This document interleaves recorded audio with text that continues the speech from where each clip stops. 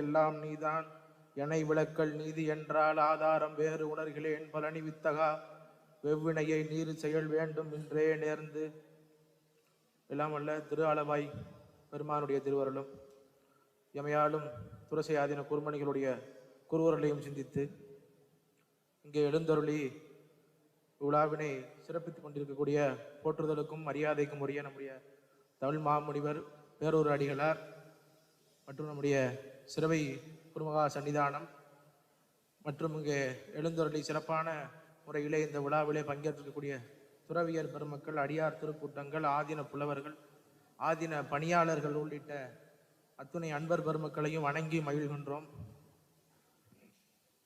இன்றைய தினத்திலே நம்முடைய திருமணத்திலே நம்மளுடைய கௌமார மடாலய நிறுவன குமரகுருர திருவருள் ராமானந்த சுவாமிகளுடைய 69வது நிறைவு குரு பூஜை விழாவிலே நம்மெல்லாம் இன்றைக்கு முதல் நாள் நிகழ்வாக இருக்கின்றோம். நம்முடைய ராமானந்த சுவாமிகளுடைய வரலாறெல்லாம் பெருமக்கள் உங்களுக்கு தெரியாதது இல்லை. நான் மதுரையிலிருந்து வந்திருக்கேன். ஆக எங்கள் நாடு பாண்டி நாடு. மீண்டு வாரா வழி அருள் புரிபவன் பாண்டி நாடே பழம்பதியாகவும் என்று மாணிக்கவாசக பெருமான் பாடிய பெருமைக்குரிய பதி பாண்டி நாடு. பெரும் புலவர்களை தந்தது பாண்டி நாடு. ஆக கபிலர் பிறந்தது திருவாதவூர், மாணிக்கவாசகர் பிறந்தது திருவாதவூர், குமரகுருவர சுவாமிகளை தந்தது பாண்டி நாடு, நம்முடைய வில்லிபுத்தூராரை தந்தது பாண்டி நாடு, கற்பனை களஞ்சிய சிவஞான முனிவரை தந்தது பாண்டி நாடு, சதுர்வேத மங்கலத்திலே பிறந்த பகழி கூத்தரை தந்தது பாண்டி நாடு. இவற்றையெல்லாம் விட சிறப்பாக 19ஆம் நூற்றாண்டிலே ஏராளமான இலக்கியங்களை தமிழிலே அருளி செய்த நம்முடைய மகான் வண்ணச்சரவர், நம்மெல்லாம் தாத்தா சுவாமிகள் என்று போற்றப்படக்கூடிய தண்டபாணி சுவாமிகளை தந்தது அந்த பாண்டி நாடு திருநெல்வேலி. அந்த திக்கெல்லாம் புகழரும் திங்கள் எல்லாம் விழாமல்கும் அற்புத பதியாக விளங்கக்கூடிய அந்த திருநெல்வேலியிலே சைவ பெரியவர் செந்தில் நாயகம் என்பவருக்கு நம்முடைய சுவாமிகள் திரு அவதாரம் செய்கின்றார். சுவாமிகள் பிறக்கும் பொழுதே இறைவனுடைய திருவருள் வயப்பட்டு பிறந்தவர் நம்முடைய மகான் வண்ணச்சரபம். அடியன் பேசக்கூடியது தாத்தா சுவாமிகளாகிய வண்ணச்சரபரை பற்றித்தான். அவருடைய வாழ்விலே அவர் செய்த அற்புதங்கள், அவர் தமிழுக்காக செய்த தொண்டுகள், அவர் அருளி செய்த நூல்களை குறித்தாகத்தான் என்னுடைய இந்த ஒரு அரை மணி நேர சிந்தனை இருக்கும். தண்டபாணி சுவாமிகள் பிறந்தார்.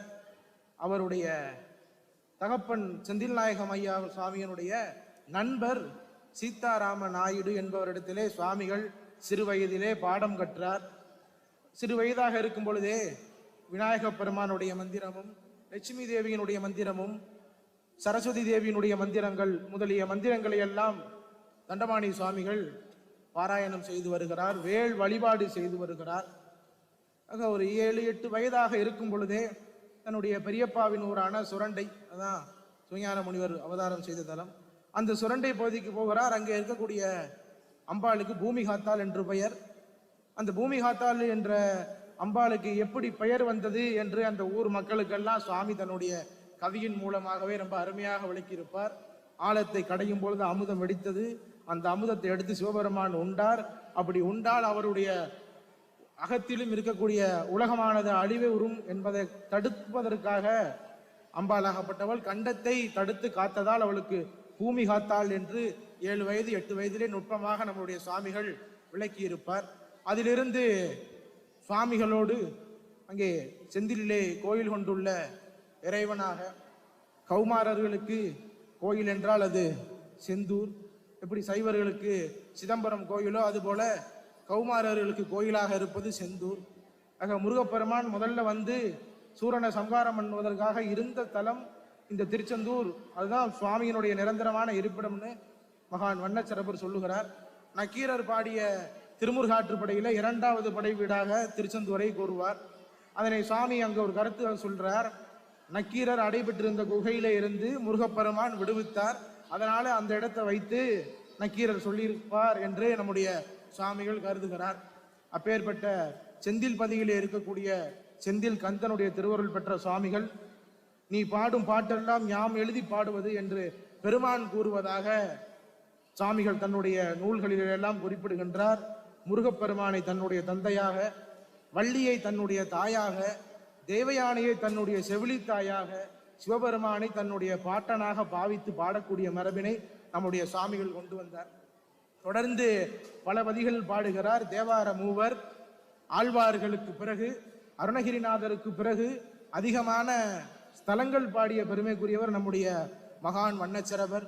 சென்ற இடங்கள் எல்லாம் சமய வேறுபாடின்றி அனைத்து தெய்வங்களுக்கும், திருமால் மீதும், விநாயகர் மீதும், சக்தி மீதும், சிவபெருமான் மீதும், முருகப்பெருமான் மீதும் என பல பதிகங்களை அவர் பாடியிருக்கிறதை எல்லாம் நாம் அறிகிறோம்.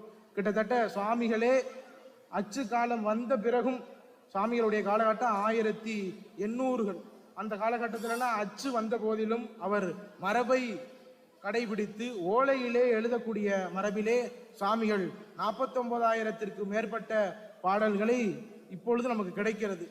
பெருமானோடு ஊடல் கொண்டும் என்னுடைய பாடலை அவன் ஏற்றுக்கொள்வானா ஏற்றுக்கொள்ள மாட்டானா என்ற அச்சத்தினாலும், கடலிலும், தீயிலும், ஆற்றிலும் என நம்முடைய சுவாமிகள் பல பாடல்களை கிழித்து எறிந்திருக்கிறார். இப்ப இருப்பது நமக்கு 49,000 பாடல் கிடைக்கிறது. எதனால ஒருத்தர் 49,000 பாடல் ஒரு இறைவன் மேலேயோ ஒரு பக்தினாலே ஏற்றினார்கள் என்று நம்ம பார்க்கிற போது, வண்ணச்சரபத்தை தாத்தா சுவாமி தண்டவாணி சுவாமிகளை நம்ம யாரோடும் அவ்வளவு சாதாரணமா ஒப்பிட முடியாது. ஏன்னா இலக்கிய வரலாற்றிலே எத்தனையோ இலக்கண நூல்கள், இலக்கிய நூல்கள், எவ்வளவோ இலக்கியங்கள் இருப்பினும் எல்லா இடத்திலும் தனித்து விளங்குபவர் தண்டவாணி சுவாமிகள். அதை நம்ம எல்லாருமே அறிய வேண்டும், அறிந்து கொள்ள வேண்டும். ஆக இலக்கணமாக நமக்கு பழமையான இலக்கணமாக சொல்லப்படுவது அகத்தியருடைய மாணாக்கரான தொல்காப்பியர் அருளி செய்யப்பட்டதுன்னு பார்க்கிறோம். தொல்காப்பிய முதலிய இலக்கண நூல்கள் எல்லாம் இருக்கிறது. அதுல அவர் எழுத்துக்கு இலக்கணம் சொல்லுவார். நம்மளுடைய சாமி வண்ணச்சரம் தண்டவாணி சுவாமிகள் எழுதிய 6 வகை இலக்கணம் மடத்துல பதிப்பா இருக்கு, வாங்கி பாருங்க. எழுத்தினுடைய வரி வடிவங்களை எல்லாம் சுவாமிகள் ரொம்ப நுட்பமாக சொல்லிட்டு வரார். எழுத்துக்களுடைய வரி வடிவங்களை எல்லாம் சொல்றார். சந்த தமிழுக்கு சொந்தக்காரர் அருணகிரிநாதர். அந்த சந்த பாடலுக்குரிய விதிமுறைகளை, இலக்கணங்களை வண்ணத்து இயல்பு என்ற ஒரு நூலாக ஆக்கி தந்திருக்கிறார் நம்முடைய பேரூர் அடிகளார். அந்த நூலை பதிப்பித்து இருக்கிறார். வண்ணத்து இயல்பு என்ற நூலும் 7ஆம் இலக்கணம் என்று ஒரு நூலை அறிமுகப்படுத்துகிறார் சாமி. தமிழில எழுத்து, சொல், பொருள், யாப்பு, அணி. 6ஆவதாக நம்முடைய சுவாமிகள் புலமை இலக்கணம் என்று ஒரு வரையறுத்து யார் புலவன் என்று சொல்லுகிறார், புலவன் எப்படி இருக்க வேண்டும் என்று சொல்லுகிறார், இவர் புலவர் அல்ல என்று சொல்லுகிறார், புலவனுக்கு பொய்யுரை ஆகாது என்று சொல்லுகிறார். தமிழை ஓர் இடத்தில் ஒருவன் தாழ்வு என்றால் அங்கே பார்த்து கொண்டிருப்பவன் புலவன் அல்ல என்றெல்லாம் தன்னுடைய 6 வகை இலக்கணத்திலே பேசுகின்றார். 7வது இலக்கணமாக தவத்தினுடைய பெருமையை நமக்கு தண்டவாணி சுவாமிகள் ஏற்றியிருக்கிறார். இப்படி 3 இலக்கண நூல்களை ஏற்றியிருக்கிறார். வரலாறாக பார்க்கும் பொழுது தன் வரலாறு, பயோகிராஃபின்னு சொல்லுவோம். அந்த பயோகிராஃபி தன் வரலாறு முதல்ல பாடினவர் நம்முடைய வண்ணச்சரபர் தான். வண்ணச்சரபருக்கு பிறகுதான் அந்த பயோகிராஃபி தன் வரலாறு எழுந்தது. ஆக 1200க்கும் மேற்பட்ட கவிகளிலே தன்னுடைய வரலாறுகளை தண்டவாணி சுவாமிகள் பதிவு செய்திருக்கிறார். ஆக இலக்கணம் பண்ணியிருக்கிறார். இலக்கியமாக தமிழிலே ஏராளமான நூல்களை அருளி செய்திருக்கிறார். சும்மா ஒரு குறிப்பா சொல்றேன். சிற்றிலக்கியங்கள், பாட்டியல் நூல்கள் முதல்ல 96 வகையாக சொல்லுவார்கள். அதில் 60க்கும் மேற்பட்ட நூல்களை அருளி செய்தவர் நம்முடைய சுவாமிகள். அந்தாதிகளிலே வகை வகையாக முயற்சி செய்து நடு ஒளிகள் அந்தாதி, முதல் ஒளி அந்தாதி, பேரொளி அந்தாதி, இப்படி அந்தாதிகளை எல்லாம் அந்த நூலுக்குள்ள எப்படி எந்தெந்த முறையில எல்லாம் யாப்பை உருவாக்கி அதுக்கு விதி கூறி மிக அற்புதமாக பாடியிருக்கா நம்முடைய சுவாமிகள். ஆக இலக்கியத்துக்கு அவ்வளவு பெருமை. புலவர்களை போற்ற வேண்டுமா? சுவாமி காலகட்டத்திலே வாழ்ந்த புலவர் பெருமக்கள் அத்தனை பேரையும் சமய வேறுபாடின்றி அனைவரையுமே தன்னுடைய புலவர் புராணத்திலே 3000த்திற்கு மேற்பட்ட கவிகளிலே பாடுகின்றார். முன்னோர் முழிந்தவற்றையும் அங்கே செவிவழி செய்திகளாக பரப்படக்கூடிய செய்திகளை எல்லாம் அந்த புலவர் புராணத்திலே பாடியிருக்கிறார். சாமி காலத்திலே வாழ்ந்த பிற அடியார்களையும் அவர் பாடியிருக்கிறார். அது மட்டுமல்ல, சிற்றிலக்கியங்களிலே புது புது வகைகளாக ஆசு, மதுரம், வித்தாரம், சித்திரம் என்றெல்லாம் சொல்லக்கூடிய சித்திர கவி வகையிலே அதிகமாக பாடியவர் சுவாமி தான். நக்கீரர் பெருமான் மதுரை மீனாட்சி சுந்தரேஸ்வரர் மீது 7 கூற்றறிக்கை பாடினார். அருணகிரிநாதர் அந்த 7 கூற்றறிக்கை பாடியிருக்கிறார். சம்பந்தர் பாடியிருக்கிறார். திருமங்கையாழ்வார் பாடியிருக்கிறார். இவர்களை தவிர 8 கூற்றறிக்கை, 9 கூற்றறிக்கை, பொது கடவுளுக்கு 10 கூற்றறிக்கை என்று பாடியவர் தண்டவாணி சுவாமிகள் தான். இன்ன வரை இனிமேலும் யாராலையும் அந்த விதமான நூல்களை எல்லாம் இயற்ற முடியாது. அப்படி கடினமான யாப்பிலே பாடப்படுவது. இன்னும் ஒரு சிறப்பான நூல் ஒன்று சாமி பாடியிருக்கிறார். ஏகபாதம்னு பேர். ஒரே அடி ஒரு செய்யுள்ள எல்லா பாடல் 4 அடியிலையும் வரும். அதுக்கு பொருளுரையும் சுவாமிகளே தந்திருக்கிறார்.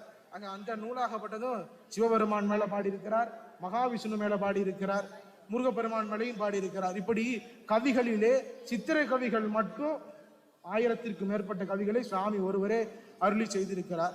அது மட்டுமல்லாமல் தலந்தோறும் அவர் போய் சென்று பாடிய பாடல்கள் மட்டுமே பதிகங்களாக நமக்கு ஏராளமாக கிடைக்கப்பெறுகிறது. அந்த வகையிலே பழனியம்பதியிலே சுவாமியினுடைய அபிமான தலங்களிலே ஒன்றாக இருப்பது பழனியம்பதி.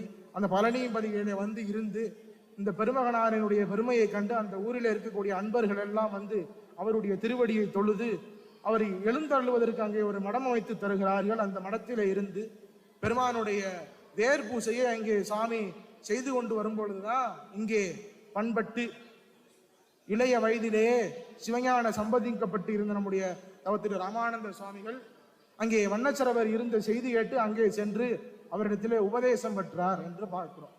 அங்க வண்ணச்சரவரிடத்திலே உபதேசம் பெற்ற ஒரே ஒருவர் நம்முடைய தவத்திரு ராமானந்த சுவாமிகள் மட்டுமே. பலருக்கு பாடம் எடுத்திருக்கிறார். சிறு வயதிலேயே பள்ளி சுவாமிகளே ஆரம்பித்து எல்லா மாணவர்களுக்கும் அவர் பாடம் கற்பித்திருக்கிறார். இது மட்டும்தானா வண்ணச்சரவர் செஞ்சார் அப்படின்னா, அவர் தமிழுக்கு இவ்வளவு பணி பண்ணியிருக்கிறார், சமயத்திற்கு அவ்வளவு பணி பண்ணியிருக்கிறார். அதை தாண்டி அவர் ஒரு புரட்சியாளராக கருதப்படக்கூடியவர். ஏன்னா அவர் இருந்த கால ஆங்கிலேயருடைய ஆட்சி. ஆங்கிலேயர்களால தான் நம்மளுடைய தமிழ் மக்கள் இந்த புலால் உண்ணுதல் மற்றும் போதை வஸ்துகளில் எல்லாம் ஈடுபடுதல் முதலியவைகள் எல்லாம் பழகின காலகட்டத்தில் சாமி அதனை வன்மையாக கண்டிச்சார். அவர்களை எல்லாம் மறுத்து ஆங்கிலேயர் அந்தாதி என்ற ஒரு நூலை சாமி படைத்திருப்பார். அதெல்லாம் அறிந்திருப்பீங்க. அந்த ஆங்கிலேயர்கள் மேல கீர்த்தனை, கொல்லாமை, புலால் உண்ணாமை இவற்றையெல்லாம் மிக கண்டிப்போடு அந்த ஜீவகாருண்யத்தோடு இருந்து நெறியை பரப்பியவர் நம்ம சுவாமிகள். அது மட்டுமல்லாமல் அவர் நெருங்கி பழைய பெருமக்களும் பலர், குறிப்பாக நம்ம வடலூர் வள்ளல் பெருமானை சந்தித்து 3 முறை அளவலாவை மகிழ்ந்திருக்கிறார். மகாவித்வான் பத்துக்கம்பர் மீனாட்சி சுந்தரனார், பல அறிஞர்கள், சிவஞான பாளையா சுவாமிகள் முதலிய பல அறிஞர்களோடு பெருமக்களோடு நம்முடைய வண்ணச்சரபர் தொடர்பில் இருந்திருக்கிறார்.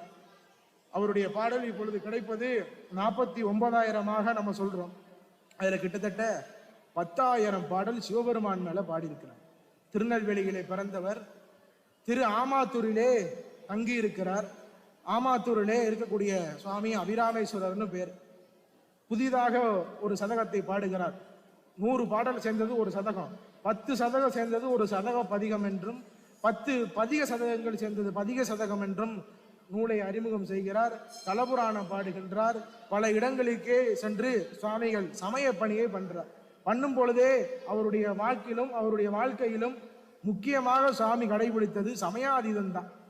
ஏன்னா ஆத்து தண்ணியாகப்பட்டது கடலுக்கு தான் போகும். இறைவனை வழிபட்டால் நம்முடைய முனிவர் சொல்லுவது போல யாதொரு தெய்வம் கண்டீர் அங்கே மாதொரு வாகனார் தான் தோன்றும். ஆக எல்லாரையும் வணங்கினாலும் அது பெருமானை வணங்கியதாக ஆக சமயத்துல சண்டை போடாதீங்க. சமயவாதிகள் தம் தம் மதங்களை மிண்டியதாக அலற்றி மறைந்தனன்னு மாணிக்கவாசகர் சொல்லுவார். ஆக ஒரு சமயம் என்பது மனிதனை பக்குவப்படுத்துவதற்காக மட்டுமே ஒழிய அது மத வெறியை தூண்டுவதற்கு அல்ல என்பது சுவாமிகளுடைய வாக்கிலே நாம் காணலாகும்.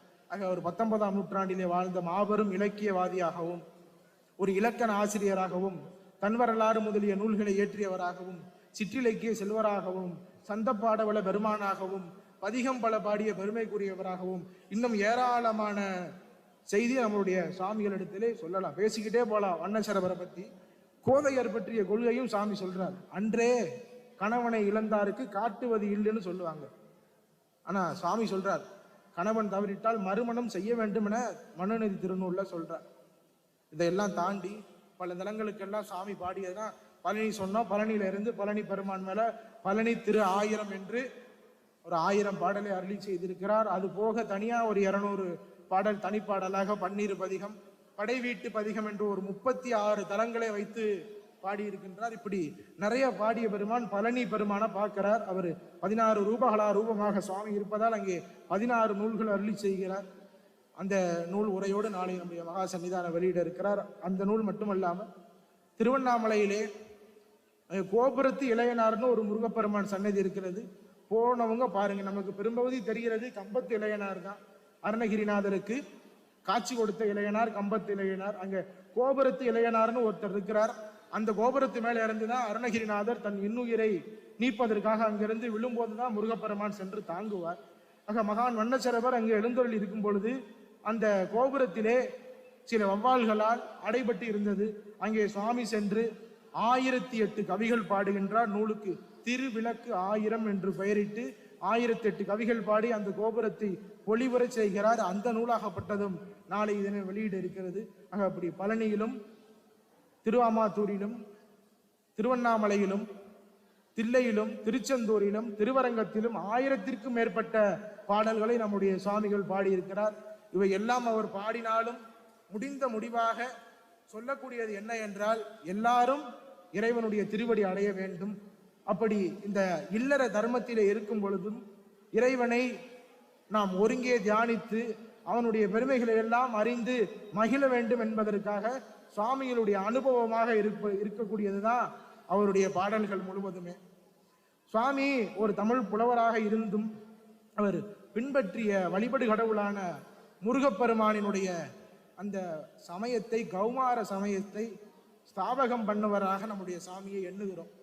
எப்படி நாயன்மார்கள் தொடங்கி நம்முடைய மெய்கண்டார் உள்ளிட்டோர் சைவ சமயத்துக்கு என்று தத்துவ நூல்களை ஏற்றினார்களோ, பதி பசு பாசம் எனப்பவர் மூன்றின் அந்த பதிபசு பாச உண்மைகளை எல்லாம் விளக்கக்கூடிய சாத்திர நூல்களாக சிவஞான போதம் முதல் பல நூல்களை அருளி செய்திருக்கிறார்கள். அதுபோல வண்ணச்சரபர் ஒருவரே முழுமுதற் கடவுளாக எல்லாம் வல்ல முருகப்பெருமானை கொண்டு 14 சாத்திர நூல்களை அருளி செய்திருக்கிறார். அதுவும் நாளை வெளிவர இருக்கிறது. அவரோடு கௌமார சமயத்தினுடைய தோற்றத்தை ஏற்படுத்திய சுவாமி, பிறகு நம்முடைய ராமானந்த சுவாமிகள், அவர் வழி வழியாக இந்த கௌமார சமயம் கடத்தப்பட்டு வருகிறது. இது ஒரு செய்தி. இன்னொரு செய்தி, நம்முடைய சுந்தரமூர்த்தி சுவாமிகளால தான் நாயன்மார்கள் அறிமுகம் செய்யப்பட்டார். ஒரு 60 நாயன்மார்களை அந்த திருத்தொண்ட தொகையிலே பாடுகிறார். சமயத்தை, சமய பெரியோர்களை அவர் பாடுகின்றார். பின்னால் அதை நம்பியாண்டார் நம்பி பாடினார். சேக்கிலார் சுவாமிகள் அதை விரித்து பாடினார். அதுபோல நம்மளுடைய தண்டபாணி சுவாமிகள் முருகன் அடியார்களை பட்டியலிட்டு திருச்செந்தூரிலே கௌமார தொகை என்ற ஒரு நூலை பாடுகின்றார். அதுல 100 மேற்பட்ட முருகன் அடியார்களை பதிவு செய்கின்றார். அந்த பாடலிலே செந்தில்வாள் திருசுந்தரை போற்றி, செழுந்தமிழ் குறுமுனியை நாரதனை போற்றி, முந்து புராண பகந்த வியாசனடி போற்றி, முசுகுந்த நடி போற்றி, முருகா என்று உரைத்த பைந்தொடியால் பதம் போற்றி, கீரனடி போற்றி, பாலையிலே முற்றை மேல் படிந்தவனை போற்றி, சிந்து சுவை தமிழருணை பைங்கிலியை போற்றி, திருப்புகழான் முருகன் இரு சேவடி போற்றுவேனே.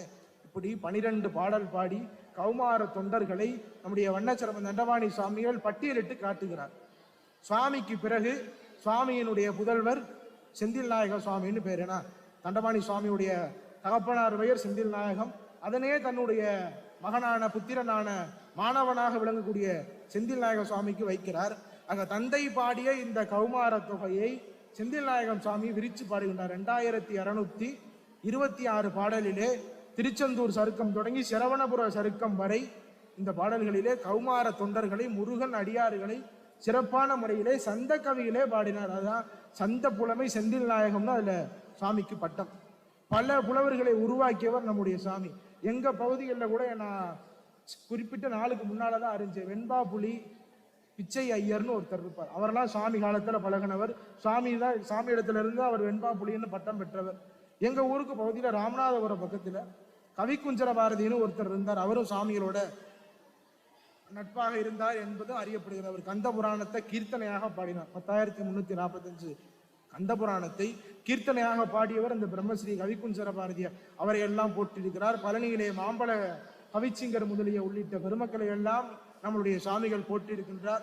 அவர் வாழ்ந்த காலகட்டத்திலே ஒரு மாபெரும் சகாப்தமாக இலக்கியத்தின் இமயமாக வாழ்ந்த நம்முடைய சுவாமிகள் தன்னுடைய 59வது வயதிலே திரு ஆமாத்தூரிலே எல்லை தாண்டா விரதம் இருந்து, குறிப்பாக 1 கோடி முறை பெருமானுடைய 6 எழுத்து நாமத்தை சொன்ன பெருமைக்குரியவர் நம்முடைய தாத்தா சுவாமிகள். 1 கோடி முறை அந்த 6 எழுத்து உபதேசத்திற்கு ஜபித்து 6 எழுத்துக்கு அலங்காரம்னே ஒரு நூல் பண்ணியிருக்கிறார். அவர் தொடாத துறையே இல்லை.